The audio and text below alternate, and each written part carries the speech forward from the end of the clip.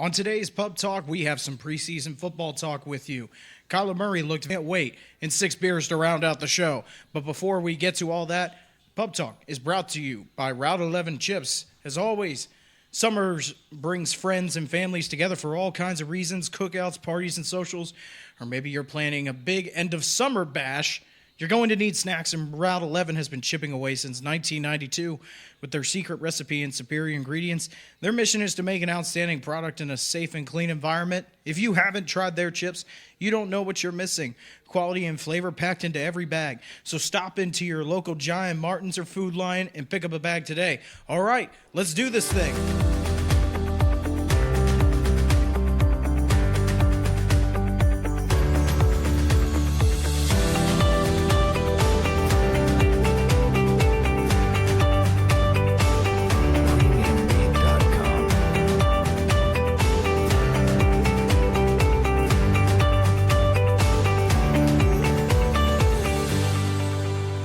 Hello, everybody. Welcome back to Pub Talk. My name is CJ, always hosted by the coach as well. Hey. And on today's show, we also have another special guest because I don't have any other friends besides Biff around these parts. But Coach has another special friend here with us today. Cliff. How are we doing today, Cliff? I'm doing well, thanks. How are you? Well, you got a fantastic voice for this, I can tell you that much. You look much taller on the radio. I'm a little more svelte on the radio. Yeah. Yeah, you don't have to sound like me or Coach when we're up this close. You sound just fine back here. Your voice projects pretty well. So, all right, preseason week number 2. I don't want to talk too much about it, but we do have a storyline that Kyler Murray kind of shat the bed this past week, and he did not look like the number 1 overall pick in a high-powered offense with Cliff Kingsbury. Yeah, he looked out of sorts. He looked like he was a little unprepared. I think the Raiders brought the blitz against them, and they were unprepared for it. They made a lot of O-line mistakes. There were a lot of penalties. You know, I'm assuming it's going to get better, but I think they were just unprepared for what the Raiders brought them. Yeah, I don't think he's. It's not time to push the panic button quite yet, but hedging your bets, he is an undersized rookie, and that was a lot of the things that we were worried about when he got drafted anyway. But he did get some of his weaknesses, I think, exposed, and I think Gruden did a good job of keying that defense up to get after those weaknesses this week. Yeah, that whole issue with the damn snap is just nuts. You know what? Just freaking clap your hands, call the signal out, drop your hand, do whatever the hell it is. But stop with this nonsense. That's what he did in college. I know, I'm but almost stop certain with he that. did that. If it ain't broke, don't fix it. Yeah, but stop with that nonsense. If you're freaking going to go backwards because you have to clap your hands, bullshit. You freaking yell it out, set up, and freaking run the play. Stop with that. You're not going to fool anybody by changing your snap count. Right. Yeah. But, so, okay. Come on now. He had some weaknesses exposed, but it's still week 2, and there's probably a lot less preparation for these preseason games. That's why they look a little ugly at times, too. And he is as advertised. This is exactly what they thought they were getting out of him, and Kingsbury knew that when he drafted him. Right. And he knew that 2 years ago when he said he would take him number 1 overall, and guess what? He did. So now he's stuck with it. Do you think there's going to be buyer's remorse now? Yeah. I still don't get the issue with keeping him in there a little bit longer than what he already has been. You talk about what Haskins did in week 1. He was in there a lot more than Jones and Murray were in those games. Yeah. I don't care if they're first-round draft picks. This is the NFL. This is not, Oklahoma offense style, score 60 points and the defense give up 50 and you win. This is not that type of atmosphere. This isn't. You have to be able to play a full game because you could be going out there 10 drives during an entire game. And whenever he's only thrown 8 passes, you got to if he's having his head down, you got to get him back out there at least. It's preseason. That's where you have to improve because come the regular season, you can get benched easily. Sure. I don't know if Kingsbury's going to do that, though, because he did draft him number 1 overall. This isn't a Ryan Leaf situation. Yeah. This isn't that type. Yeah. Let's hope he doesn't go to prison. But anyway, go ahead what you were going to say. No, I was just going to say it's almost like a reversal of fortune between Dwayne Haskins and freaking Kyler Murray this week. The week before, Haskins didn't look all that great throwing the 2 picks, and then you look at what he did this well. He still had some issues, but you could see his confidence was way back. He's still releasing the ball really high, putting his receivers in difficult positions, and that's going to eventually lead to more turnovers for him and stuff like that. But he got the monkey off his back. He threw a really nice ball ball, was it 55 yards or something? He put it on the line. It was a great throw. You got to feel good about that. He's got a tremendous upside because he's so much bigger. And he can see the windows he needs to fit the ball in from having that extra 6 inches of height. Yeah. But not only that, he looked more polished this week. Yeah, I thought he was a little more aggressive. Like he was taking his shots. I'm going to take. And how do you fix that? You struggle. You go watch the film for 17 hours a day, and you go, okay, this is what I need to do this week, and you do it. I mean, that's what you got to do. You got to solve your problems, and you got to solve them on the field. It's not like you sit down and draw X's and O's and solve your problems that way. You got to do it. And that's what I'm saying when I see Murray struggle like this. Well, he only had one drive in the first game, so Gruden's like, all right, let's take it to the son of a bitch. Let's do this against him, and he's going to struggle because he only had one friggin' drive. Haskins had multiple quarters. He was able to do more. Right. So that's why I'm saying these first-round draft picks need more time because if you only have one drive, a defense is going to figure you out for the next preseason game because he's going to play all 4 games in the preseason. Sure. He's not like Tom, who's not going to play. He doesn't need to play. Oh, first name Tom. I'm sorry. Or is Mr. Brady, whatever you want. Goat, whatever you want to call him. None of the above. Yeah, but speaking of Brady, we just picked him off the street. It's okay. we were talking about that. It was on our script for this week. Is that Josh Gordon coming back to the Patriots? Now you have 2 6'4" receivers with burners, 2 serious deep threats, and Edelman in there. There are also, who knows if Neil will be burning something after practice too. He definitely will be. That's his. He's already said that's how he copes. That's how he lives. That's N'Keal Harry is a pot smoker. Yeah. Oh, I'm just saying. I was trying to pick up on. How did you not pick up what we were putting down there, old man? Well, sorry, but I'm not a pot smoker. If I'm trying to put what is together with Josh Gordon, it's not winning. It's not being that good. And it's not work ethic. Yeah, right. It's got to be pot. We had this conversation. We were at a brew pub yesterday, and so we had this conversation. Speaking of Tommy, he started a call. But we were talking about this yesterday is what did he do? What did he do for the NFL to actually give him another chance? Because in all reality, he should not have had another chance, but he must have done something He was out of the NFL for, I think, 2 straight years, I want to say, at one point. Didn't play a down of football. Right. And so everybody's, he's had a couple of decent things happen to him with the Patriots last year. He had some pretty good opportunities and options and things like that. And then all of a sudden, boom, he was gone. And I don't know if it was self-imposed or what the league did for that or not, but he must have done the right thing in order for them to allow him to come back. Well, don't let me be the conspiracy theorist. Okay, well let me hear it. Be the conspiracy theorist. I don't know. Goodell and Belichick, plain and simple. Belichick? Yeah. Or Kraft? Well, yeah, both. Oh. Yeah, well, I don't know. He's a Patriots guy. It could be. They're really good friends, and it could be that if he has these people that are champions in his corner and going to Goodell, you could just knock him off the table, honestly. He heard Tommy, and that son of a bitch showed up. Yeah. Jesus, Tom. So, he's such a little fella. I know. Oh, my God, he's a lug. So. But if they think, if Goodell has, if they're in Goodell's ear. Sorry about that, folks. Sorry about that. And they're telling them he's changed. He's actually going to do something well and positive for his life this time. He's turned things around. He's working on his own self. Yeah, I think they give him the benefit of the doubt. I do. I really do. But this has got to be, this is it. Right. I think this is. Yeah, I would have thought it would have been it when he left. You know what I mean? I thought it was it in Cleveland. Yeah. I don't know. The league is a mystery with certain things. I guess substance abuse is one that they don't want to let go. You got to reach out to because they are employees. You got to reach out to your employees and offer them help. And if you can get him help and he can return and be a productive employee, well, then that's all the better, and the league looks better. And I don't know if it's the league maybe starting to relax on marijuana, or if it's going to be, hey, they can smoke pot because it's definitely not a performance-enhancing drug.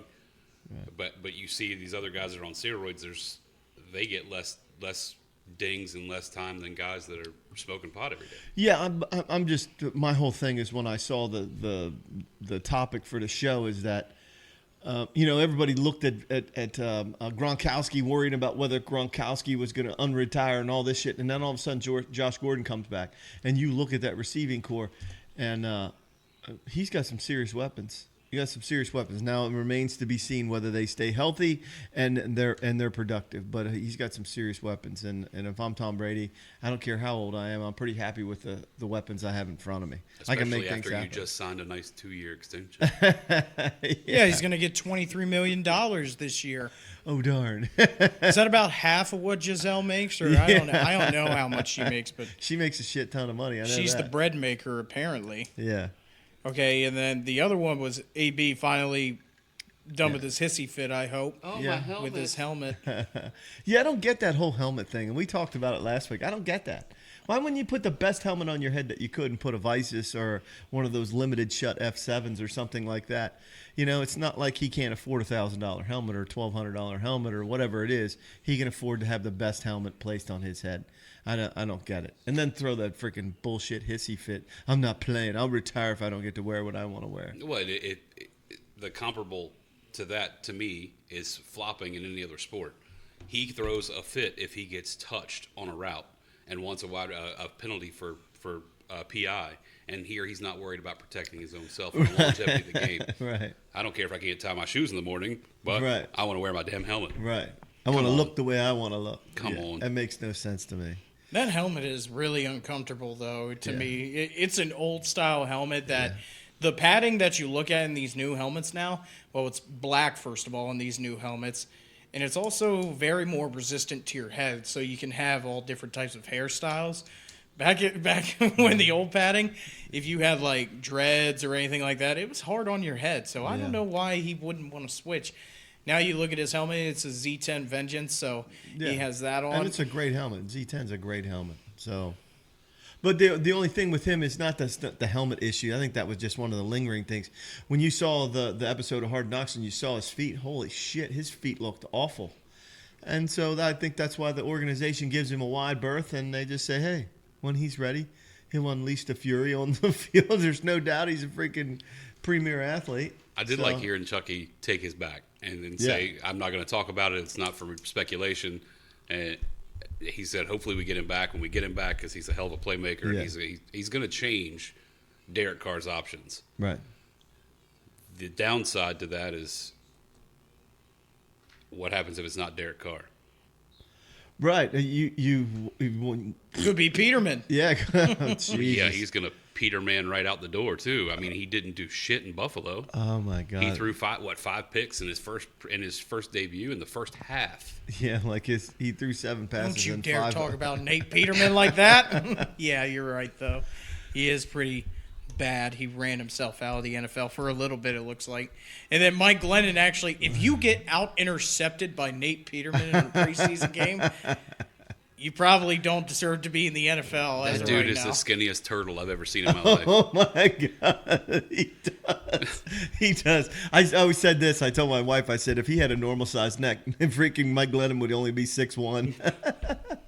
Because his neck is fucking. It's a like damn twice as shame long. that he is from Virginia, too, that we have Westfield to talk High about School, that. Virginia. Yeah, Bless his heart. Yeah, football player, high school player. He was a good college football player too. But you have to. There's a whole nother animal for the NFL. It just is. So speaking of Hard Knocks, episode 2 came out this past week. And like we said, Antonio Brown was non-existent for basically the entire episode. And we got to see the Rams lose somehow to the Raiders in their preseason game. And we got to see Doss, who was it, Doss? Yeah, the wide receiver for the Raiders, who was a hometown favorite, it seemed like. And then also got to see some Hunter Renfrow, which was nice. Yeah, that cat can play. That Hunter Renfrow kid, he's gonna work out just fine, and he's gonna make so much money. That kid's gonna make so much money because he's just clutch. I don't know. Who does he remind you of right now? I can't say enough about that guy. But if you watch him, who does he remind you of right now? Oh, I don't know. I would probably say like an Edelman or a freaking. He's 100% an Edelman. He's probably an Edelman. He's going to be the grindy, go across the middle, get clobbered, get up, and stick it down your throat every time he catches the ball. Yeah. But it remains to be said if they use him that way. You know what I mean? Where Edelman was specifically in that shake at the line of scrimmage and then work a shallow route. It remains to be seen if they use him like that. He is probably known for the best catch in Clemson history the last-second touchdown from Deshaun Watson. So you know that the kid can catch. Even in the championship before that, he was unbelievable against Alabama. So we know that he's going to make the team.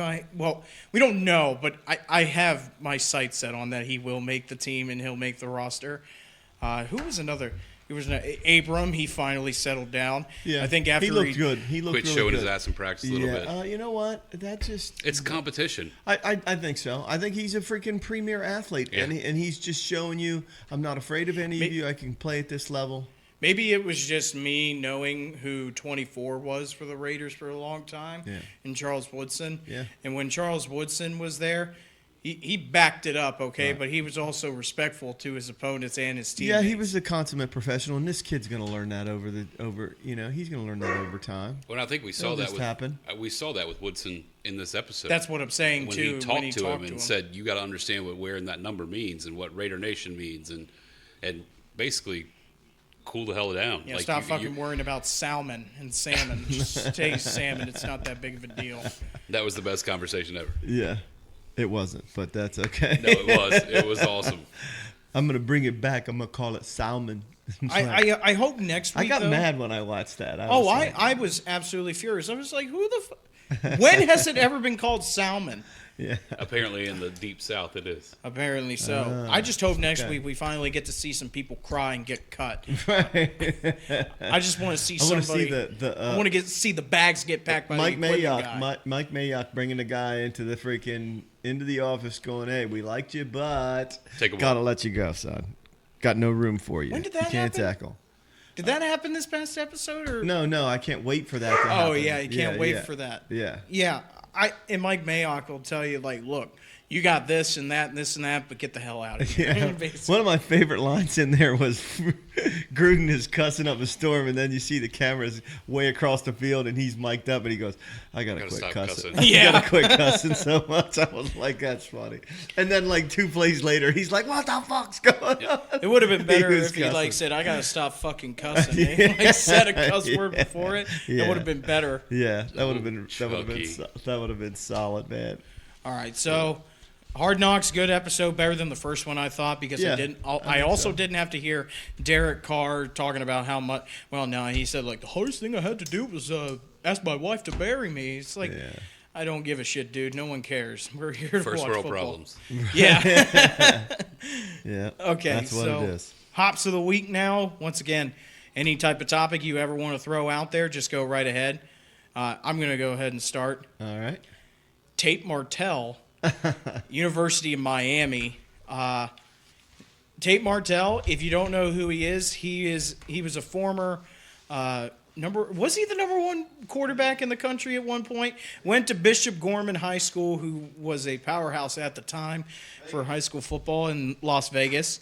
And he goes to Ohio State. He basically sits 2 years behind J.T. Barrett and Dwayne Haskins. And he finally gets his chance, and bam, Justin Fields from Georgia, who sat behind Jake Fromm, transfers to Ohio State.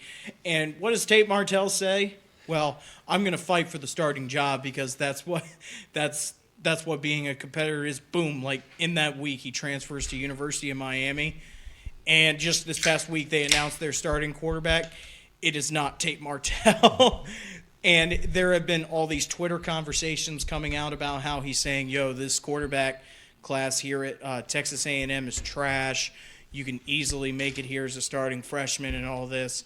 And also just continuously transferring and using the transfer portal to his benefit, and he still doesn't even get the starting position. You should probably stop modeling for Instagram photos and start worrying about your playbook because I think his name is D. Williams, I want to say. I don't know, but Tate Martell, you're a scrub. And then finally, my other one is Dak Prescott. He wants $40 million a year now. He came out with his agent. The Cowboys were prepared to give him $30 million a year. They were prepared to do it. And what did he say? I want 40. I think he's setting up the structure to be able to hang out with Zeke for a year and not do shit. You think? I mean, I get that. I get what he's saying. He was proverbial, almost the MVP of that team. If you take Zeke away, there's nothing else there in Dallas. Nothing. And you're not going to get anything if you continue to pay somebody $40 million. And that's the thing that, as much as it kills me to say it, is if you look at Tom Brady, who's taken less money every year. Now, granted, he can still live the lifestyle because he's got a sugar mama, but he can take less money and knows the bigger picture to spend that money to build the team around him. If you blow all of your money on a quarterback and a running back, you've got nothing. You don't have a line to protect you, and they've got arguably one of the better lines in football. Absolutely. No and question. that's not going to last. Look at Miami. They've had a turnstile at the offensive line for the last 15 years. And what also happened, they threw money at Ndamukong Suh. Here you go. Here's money for you. That's $100 million down the drain when you need other positions on your team to be successful. I totally agree. So I think that's a terrible play on his part to want that much money. And I don't care that you think that you're worth that. It just does not equate to me. He's not yet.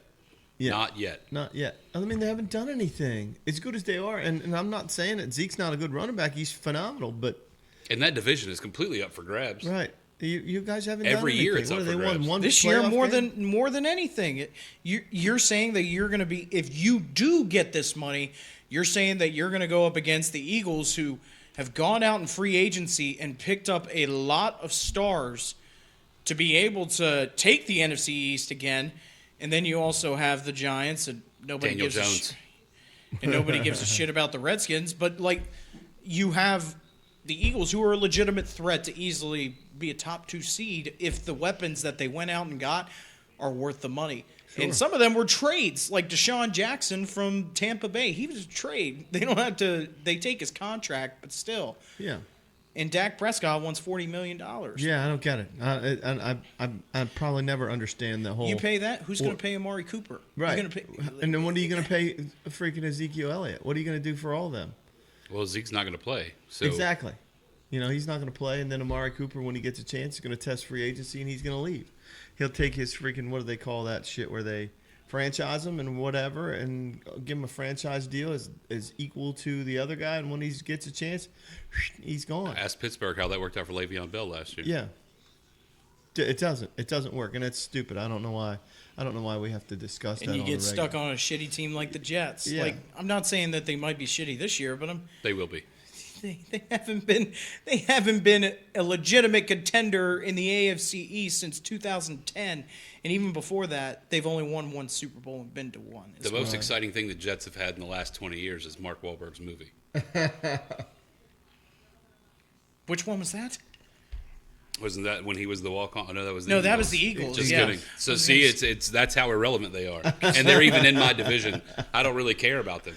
Mark Wahlberg's movie. Because I was thinking Ted, but like, no, they like Tom Brady and jerk him off in that movie. But no, that's not even it. So I was confused. Yeah, it's all okay. right. I do that sometimes. Coach, you got one? Yeah, I got some. My hops of the day, or hops of the week, was I was fiddling around. I remember last week I was talking about the Air Guitar World Championships and shit. Yeah. Well, I found another one, the Rock, Paper, Scissors freaking league. And this thing started many, many years ago, but then it faded. Like, it just kind of went defunct in, like, 2014. Well, it's back. Like, they're having the U.S. championships and the world champions in the United States. They have a Canadian freaking thing. A Canadian championship, a European championship, a Far East championship. This year, in September next month, they're going to have the U.S. championships, and then in November, somewhere in New York, the world championships are going to be held. 32 teams. 32 teams competing to be There's world teams and rock, paper, yeah, scissors? teams. And so I started reading into all this shit, and they were talking about the amount of psychology and mathematics involved in their selections and their choices as they go back and forth. I thought you just freaking threw the peace sign, you put your hand out like a high five, or you made a fist. I thought that's all there was to it. But apparently there's like big-time strategy. There is statistics and probability, but there's only 1 in 3 things you can throw. I know. I mean, how much science goes into that? Well, I was just... We have to study our opponent. Right. God damn it, he throws rock 70% of the time. Right, so play the odds. So play damn paper. Right, yeah, because you got to think that they do that. It's sort of like card counting when you're playing 21, playing blackjack, and shit. Do they have like commenters for that? Yeah. Oh my God, he hit him with the scissors. Let's get out of here. Like they throw their headsets. That's going to off. be extra cotton. That's a bold strategy. God. Let's see if it works out. Let's see if it works out. I think he's going I to just throw. soiled my pants. I think he's going rock here. There's really no other option for him other than to go rock. Oh my God, he went with the paper. And The could you double imagine like a paper call. Japanese broadcast of like that? And how much bullshit do you have to have as a broadcaster to be able to pull that commentary off? Right. To do that play-by-play in that color for that, you got one of three symbols. Okay, what's next? I was gonna say like, Check that. I thought that was rock. It is not rock. It is scissors. I'm sorry, folks. I missed that one. One of the people walks up to him in the crowd and goes, "How the hell did you get into this line of work? Don't judge me, okay?" They said they would pay. Just pulled me off. Yeah, the so I street. thought that was kind of cool. I was looking for YouTube videos on it, and it looks ridiculous. It's not any more ridiculous than the Air Guitar World Championships that are being held in Finland. But yeah, I thought that was kind of cool. That was my hops of the week. That's coming up next month in the U.S. Championships, followed in November.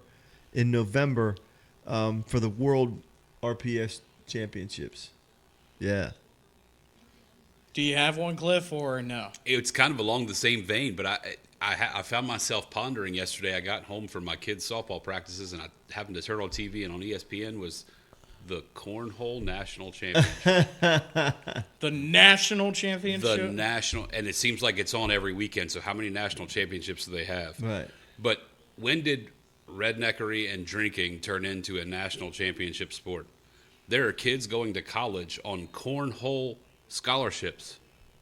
That's not a joke. Yeah. I had a kid. You should see his face right now, people. There's a friend of mine who has a son who got a freaking scholarship to go to I think it was Virginia Tech, and he's a bass fisherman.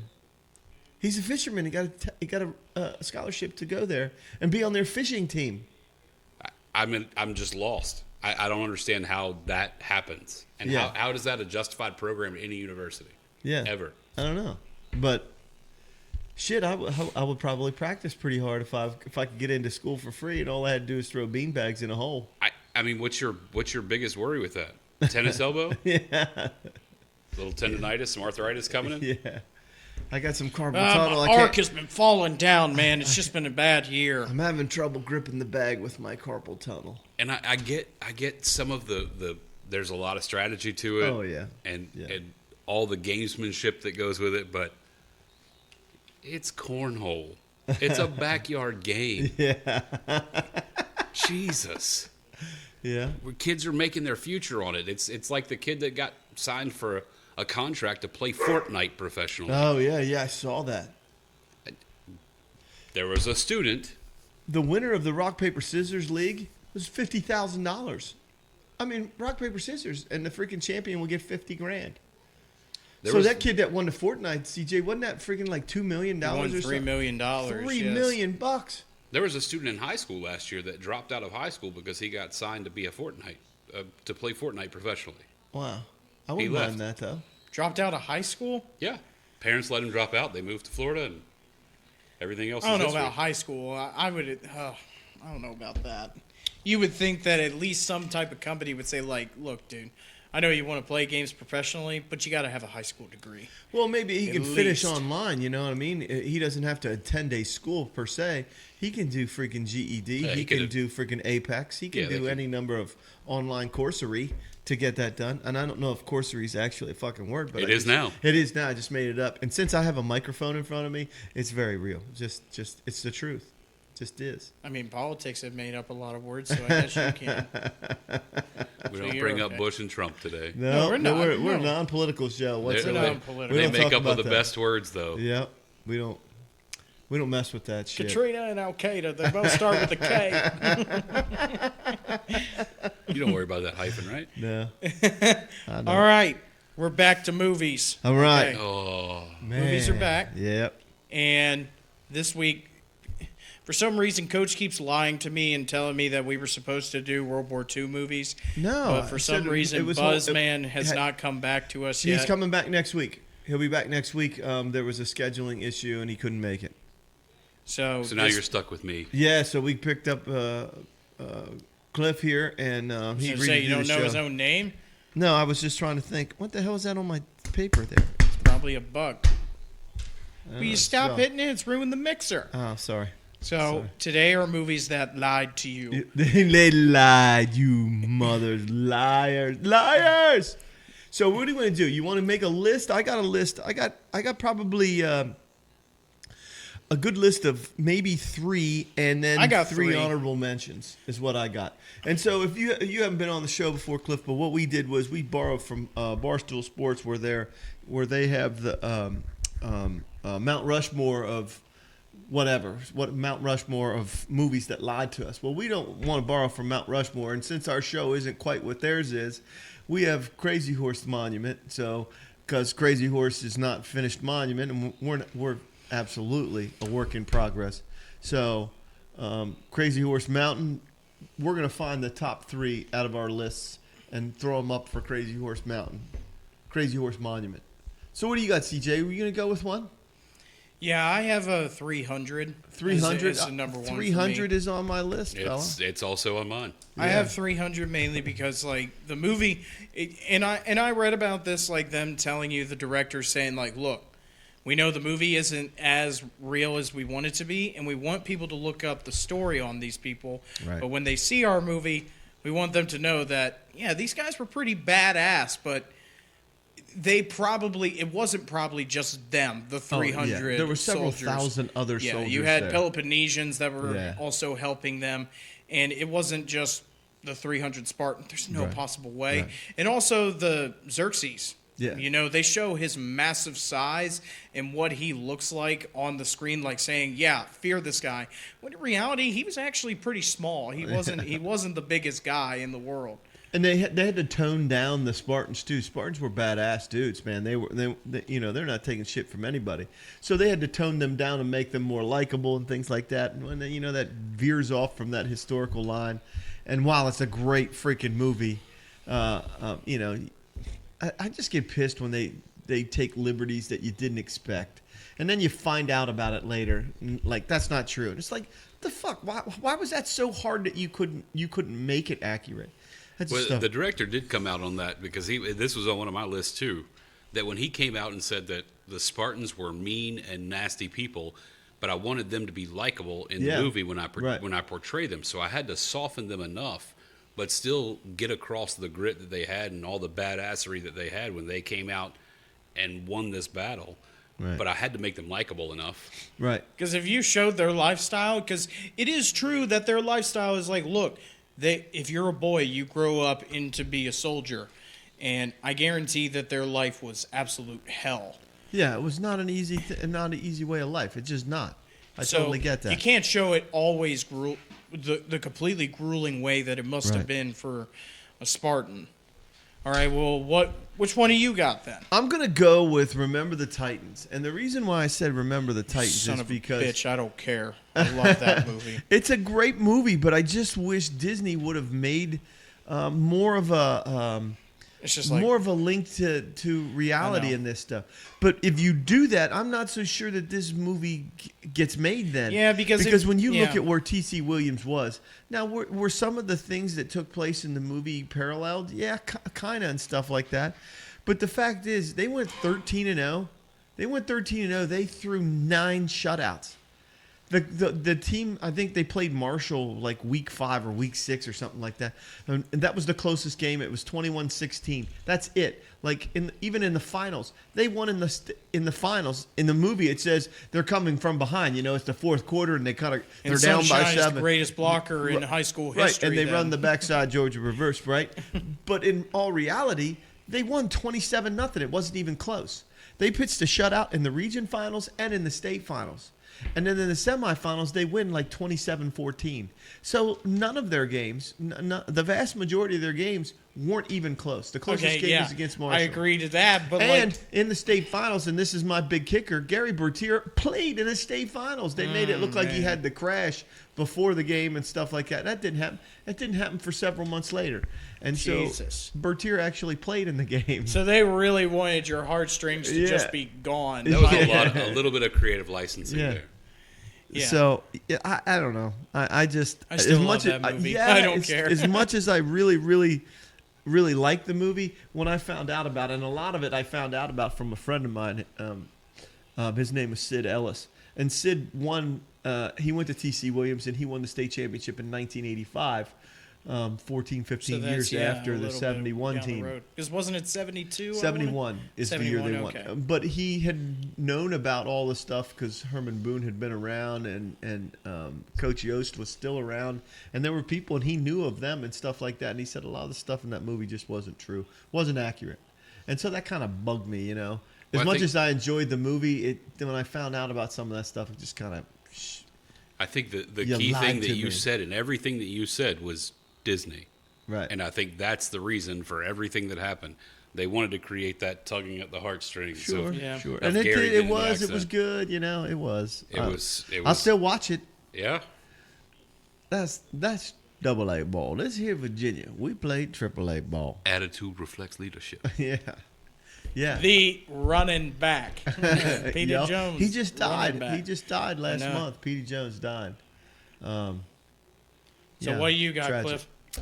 I think one of the ones, other than I had 300 on my list, and I think we have this next one, so I'll let this one ride. But I want to say The Blind Side. I had that as an honorable mention, yeah. That one for me, just given how popular the star of that movie was, Michael Orr, he's had a successful NFL pro career. And you watch this movie, and he's written a memoir since the movie came out because he wanted to set the record straight for what happened in the movie. There is no way that a housewife in Alabama taught this big offensive lineman how to play football and how to block. She didn't? No. He has studied the game since he could walk. He's been watching and studying NFL and football as a game and how to do it since he was a kid. Yeah, they made him look like he was some dopey oaf. And that's the other thing he's came out. Why did they make me look like I was stupid? Right. He said, I'm a smart guy. There's no way that I can go through college completely and make it into the NFL. And learn my playbook and learn when they call these plays and how to read a defense and read the rushers and protect the blind side, which is obviously one of the most important positions in an offensive line. He can do it and do it well and do it at a high level. He has bounced around a little bit in the NFL, but that to me is just it's one of the same ones of the creative licensing went a little bit too far with that one to be able to sell the movie. Great story, nonetheless. Yeah. But once again, it tugs at your heartstrings, but it comes out later that, like, come on, man. Why'd you have to do it this way and be all correct about it and everything? Instead of, like, you can say that, okay, this guy knew the game of football and he was on the street. It's okay.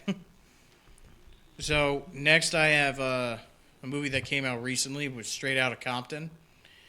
When I saw the movie, I thought it was good, but when I saw the movie, I was like, well, this isn't completely what I heard, especially when it came to Dr. Dre. Dr. Dre was... They omitted a few things with Dr. Dre. Dr. Dre was very abusive whenever he was a part of... allegedly. Yeah, allegedly abusive towards a lot of women when he was a part of the rap music group. And they completely neglected that from the movie, apparently. Like, just completely didn't even show any of it. Right, it would kind of spoiled that theme that was going on. Rags showed him as a guy rising through the ranks and trying to make his name through rap. I get that. He did. Yes, he did. He's freaking genius. And the things that he's done with the people around him is nothing short of amazing. And that's what's made Dre, his music, and everything about the people that he's created under his tutelage. You have to be ruthless. You have to be a prick. You have to be all those things. Nice Guys finished last. So, well, I thought the movie was great and stuff. I don't care that they omitted that stuff. And okay, so there's some not so nice things about him. Shit, we overlook that stuff about people all the time. It happens every day in everybody's lives. Right. Every day. So, another good movie. But I didn't pick that one, but I could see where you're talking about. Yeah, I definitely got that one. For me, I went with Friday Night Lights, too. Friday Night Lights is another liar. I read the book, and I read the book twice, actually, because I enjoyed it so much. Then I went back and I reviewed a number of things. Just from everything that was said and done in the movie, like they made Don Billingsley, the kid, where he fumbled the ball and his daddy freaking taped up the ball in his hands, and then he took his ring and threw it out the window, and he had all this shit and blah blah blah. Well, when they asked Don Billingsley about, did he tape your hands? Did he do this? Did he do this? And he goes, that didn't happen. That didn't happen. Didn't happen. And oh yeah, the ring didn't happen. Because guess what? Billingsley's dad was not on the freaking team that won the state championship in 1967. He was on the losing team in 1968. Then they never played Dallas Carter in the finals. They lost a week before, 14-9. And then, even the team, remember they went to the freaking coin toss where they were flipping the coin and stuff like that? That wasn't even the right three teams that they were doing. So, I don't know. Great movie. Good movie. Even better book. The book is very, very good. But just kind of shitty that they would do that. So Friday Night Lights. I got two other ones that I should have thrown up there before that, but I'll save that. Go ahead. I think Rudy is one that we can talk about. Was he offside or what? Well, I think the biggest one with Rudy for See me. it on College Game Day. Rudy was offside. I love that sign. The biggest one for me is that Montana's come out and went to the DP show and talked about it. Yeah. He was like, I was on that team. I was there. That shit didn't happen. Right. Well, Montana, stop lying. No, damn the it. jerseys on the desk where they go in and they put I want Rudy to play in my spot. I want Rudy to play in my spot. Even the coach at the time, was it Dan Devine or something? He was pissed. He's like, that shit never happened. They were never going to do that. So there was no coup. Right. They love the kid. He had a great work ethic, but nobody's going to give up their spots for him to play. Right. And This is Notre Dame. I saw some article that said that nobody was inspired by Rudy. So when they carried him off the field, it was just because they felt bad for him. It wasn't like nobody was inspired. In fact, freaking Rudiger he had to go back and pitch the movie himself because nobody wanted, nobody cared, nobody was inspired. So he had to freaking do all the legwork to get the movie made. All that for a sack. All that for a sack in football. He did get carried off the field, though. Yeah.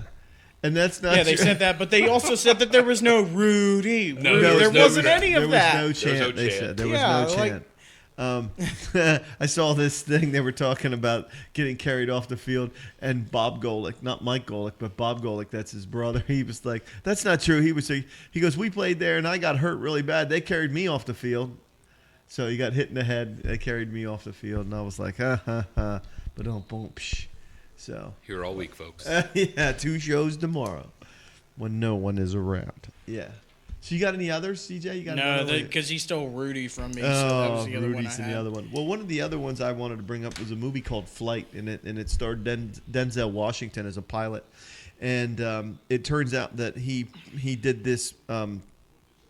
A life-saving maneuver with this airplane, and it actually flew inverted, and then it ended up crashing because he was able to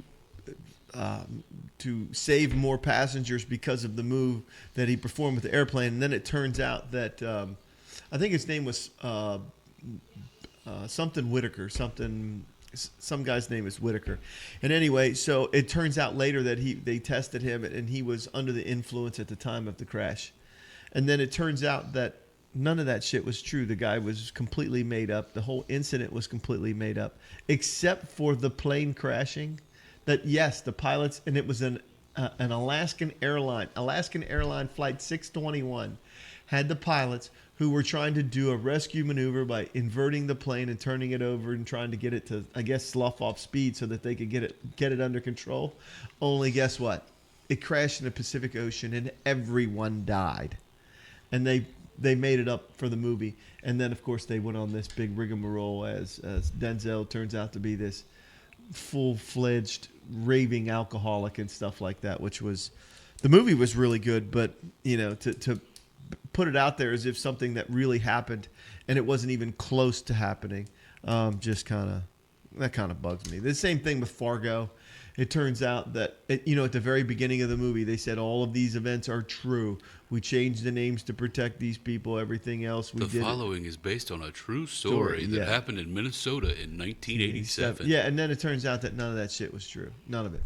But we still watch it every time we see it. Oh, yeah. That's my deal, Wade. Yeah. That's my deal. I love that part. William H. Macy's awesome in that movie. I thoroughly enjoy Fargo.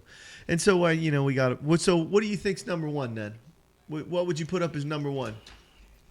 Well, I mean, from my list, I put 300 up there. Yeah. In my list. Yeah. But I do have to agree that, like, in a movie that I could watch every single time that comes on, I have to agree that Remember the Titans has to be up there then. Yeah, I think it was so egregious that what they did with it. When I found out that Gary Bertier actually played in the state final, Yeah, that's what gets me. and I'm then like, he didn't get hurt until on. several months later. I'm like, There's creative licensing, and then there's lying. yeah, right. There's no fine line. And they always say it's better to beg for forgiveness than to ask for permission. But I don't see them some bitches freaking. They're cashing those checks every time that shit comes on TV. Yeah, right. They're cashing them in. So all right. So that's where I'm at. I think Remember the Titans has got to be up there. Friday Night Lights has got to be up there. And of course, the one movie that really screws everybody is Fargo, because they come out and tell you that it's a true story, only to tell you find out years later. And I mean, it wasn't just it's 20 some years ago that they tell you, oh yeah, we just made that shit up. So. Yeah, that's another one. It's not even creative licensing. Right. We just made a good story. We're just jackasses, Yeah. and we wanted to freaking yank your chain. A la Blair Witch. Right? No kidding.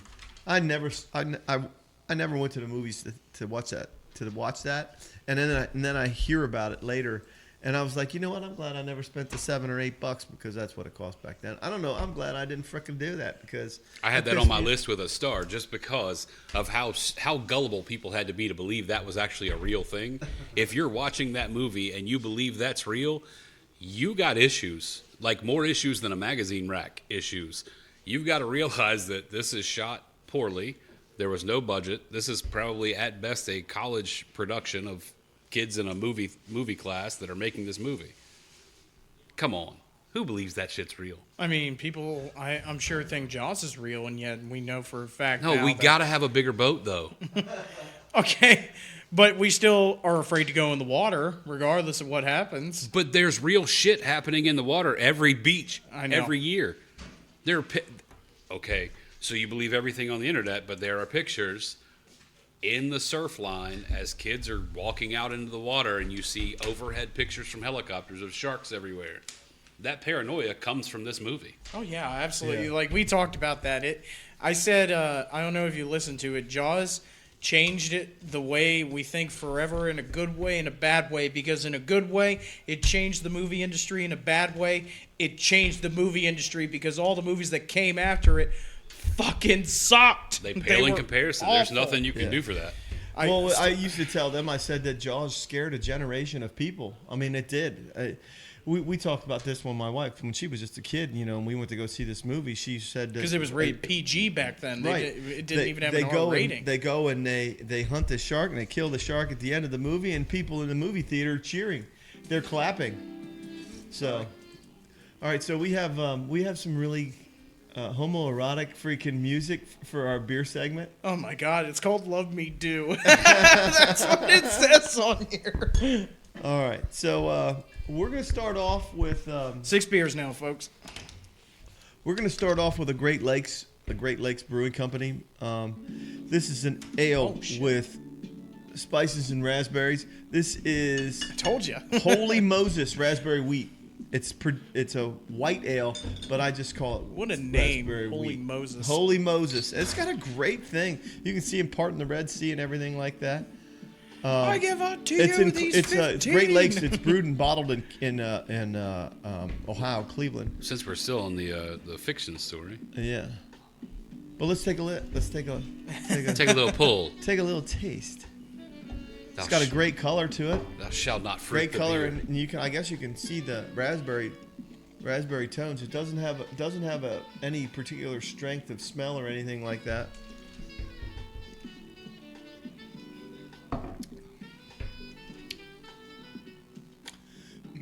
A little tart for me. A little tart. Yeah, it's a little tart for me as well. Yeah, I don't know. It could be a bad bottle. I'm not saying it's a good one, but it's a little tart, isn't It it? seems a little flat, yeah. I think don't know. that could just be the raspberry. Typically, when you fruit a beer, it's not going to come out well. There are people that What's can the do them ABV well. on that? Does not say. However, I can consult the handy dandy app and let you know real quick. But continue on, Coach. Oh yeah. I found this one. This one looked badass. It's called Majestic Mullet, and it's a crispy Kolsch. Majestic mullet. Yeah, I'm Wow. starting to really dig these Kolsch's. That's my buddy's brewery. Oh yeah. Yeah, Parkway. Oh. Down in Roanoke. Majestic Mullet Crispy Kolsch is a golden colored ale with notes of cereal and grain. Well, I'm not a big cereal guy because I can't drink milk, but Parkway Brewing Company. Established in 2012. I really love the freaking picture on the front of it. This freaking redneck. It's called the freaking Majestic Mullet. Let's take a taste and see what we get from Majestic Mullet. They make really good beers down there. Yeah. Parkway There's Brewing. not a Get Bent. no Big strong IPA. no strong scent.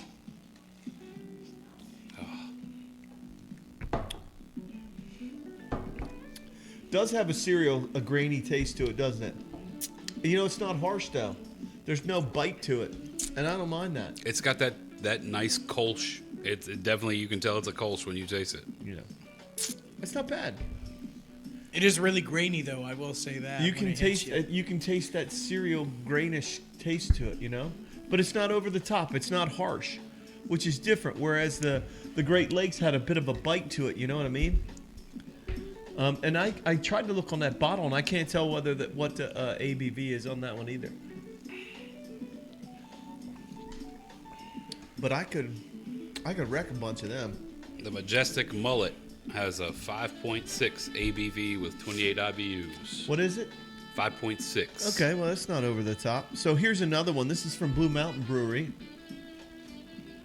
This is in Nelson County. This is a German brewed Kolsch again.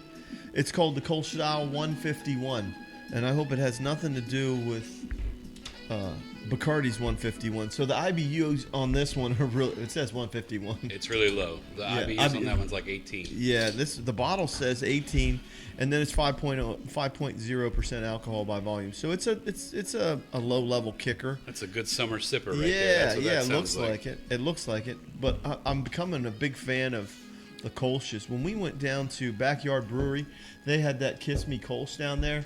I bet you, and I didn't have a really cold one. But I guarantee you, if it was cold, man, you can just plow them hard. I could plow them on a regular basis. That's what she said. That's my hope. There's not a strong overtone. No strong overtones. I'm trying to see if there's. I'm gonna skip Look, over that. This isn't like Knickerbocker when you freaking. This isn't like Knickerbocker, which is a beer you can smell before you drink. When I drank it in college, and that would just absolutely kill your freaking taste buds. So I always try when I get a whiff of my beer. I'm not getting anything from this. So That's at 18 IBUs. That's a great starter. It's not a great finish, though. It's a little bitter. Just me. Just a little. You know what? It doesn't have a bite at the top of it, and I like it because of that. It's not bitey. And for being that low of IBUs, you'd think it wouldn't have that much on it. But that's not bad at all. That's a Blue Mountain? Yeah. Blue Mountain Brewery. Oh. Just down the road in Nelson County. All right, so RJ Rocker's Brewing Company. This is the Brown-Eyed Squirrel. I hope that doesn't mean anything freaking homoerotic or anything like that, but Right in the brown eye. Yeah, they put the freaking. This is 5.3% alcohol by volume. It's a brown ale. I'm starting to like these brown ales as well. I'm starting to like these freaking nutty, roasty stouts, nitros. I'm starting to like the porters a little bit more. This is dark, but it's not too terribly dark. It's not like coffee or motor oil, that's for sure. And it's not a. There's not an overtone of smell or anything like that either. Oh, look at What that. the hell is that? More head. That just took off. Holy crap, I turned away for 1 second. I got the brown eye. That's really good. That's really good. I like that.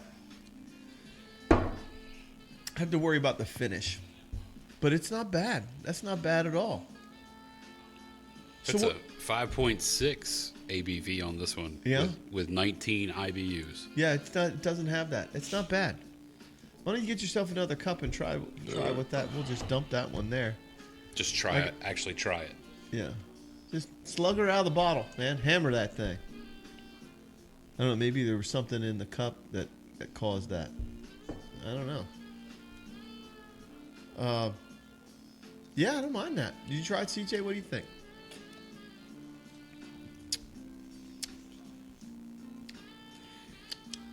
It's okay. I can taste the brew. I can taste the beans, like the coffee-ness. Yeah, of it does have a little roasted flavor, some sort of roasted nuts. So this is for your when you want to start drinking early in the morning. This would be perfect. You can't drink all day if you don't start in the morning, right? Yeah, been there, buddy. It's 5 o'clock somewhere. Trust me, I've been there. I've moved many a seat cushions looking for change. I bought many a PBR because of that reason.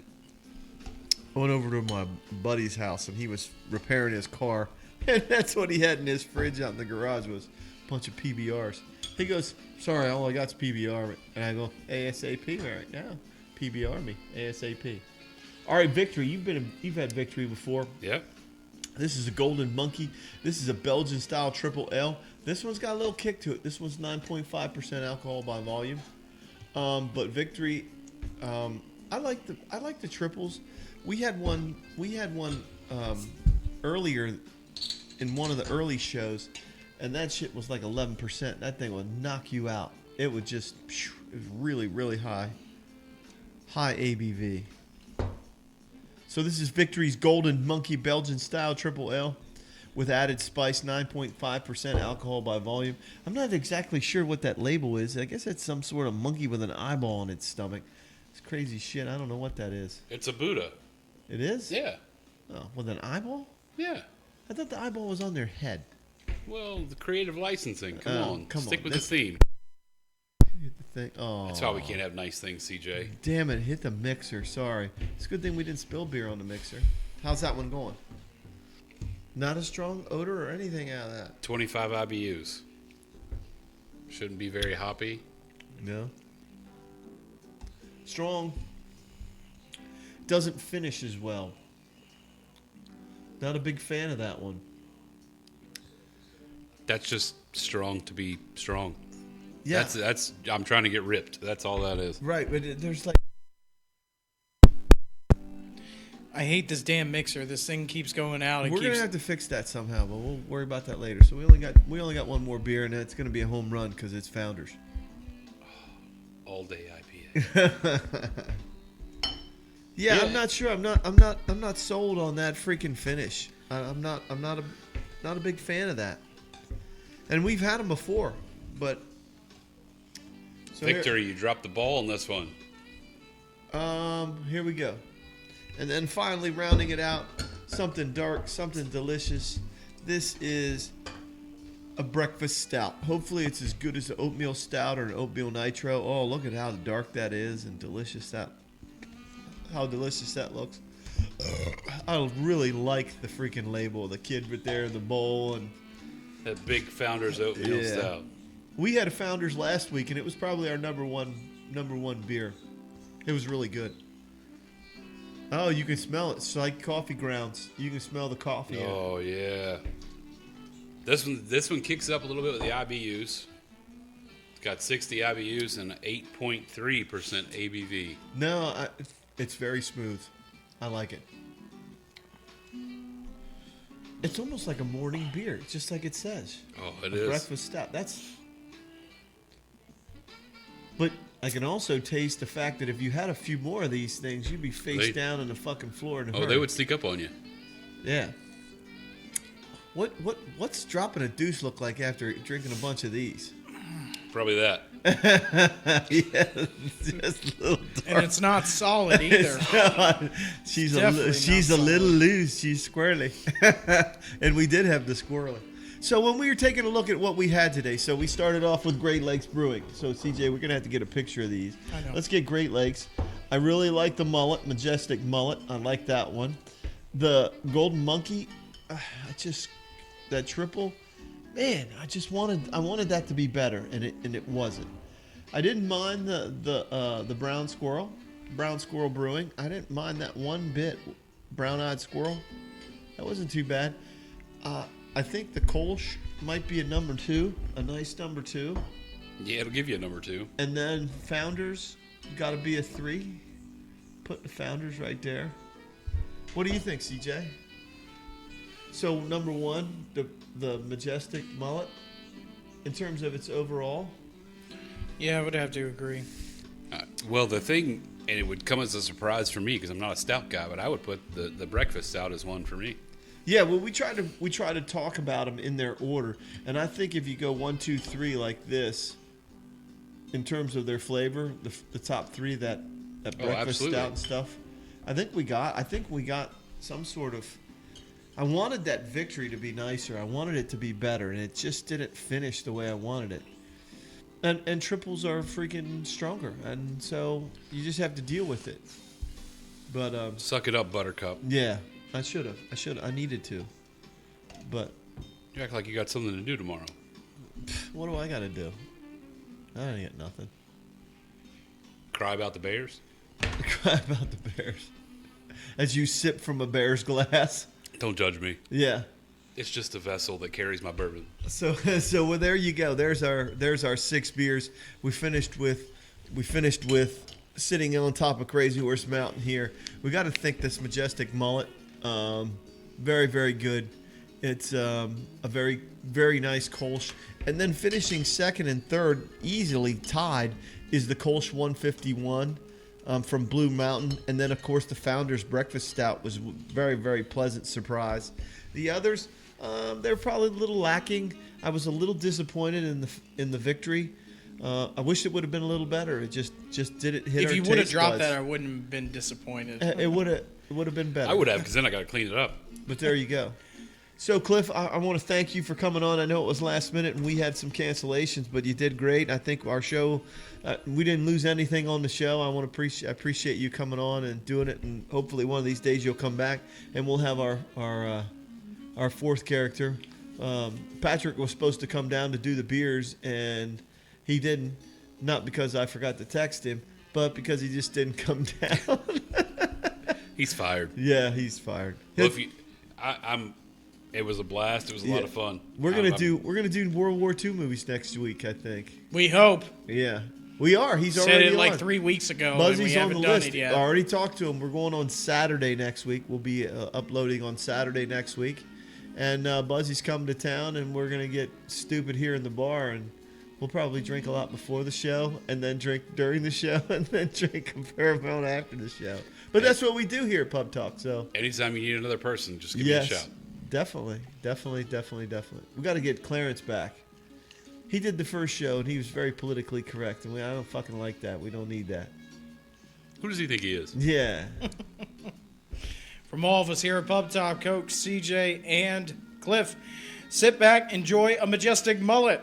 Yeah. But there are some beers to drink, some sports to watch, and we hope you have a very safe week coming up here. Episode number 11. As always, guys, we love you. Peace out.